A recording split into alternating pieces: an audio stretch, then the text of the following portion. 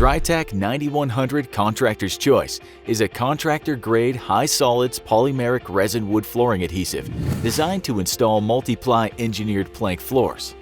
Contractor's Choice is VOC compliant and helps achieve LEED credits by meeting the standards set forth by the South Coast Air Quality Management District Rule Number 1168.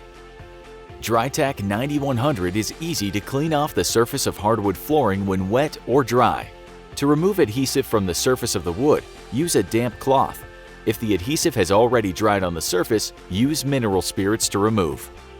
Trowel the amount of adhesive that can be covered in 30 minutes. Install wood flooring into wet adhesive. Occasionally check for transfer to the back of the wood flooring. If adhesive transfer is less than 90% to the back of the wood plank, scrape up the adhesive and apply fresh DriTac 9100. The proper trowel must be used for each installation to achieve DriTac's warranty. DriTac 9100 provides a spread rate of up to 60 square feet per gallon for engineered wood installations. Make sure the wood flooring is in complete contact with the adhesive. Roll the floor with a 100-pound roller every 2 to 3 hours during and immediately after the installation.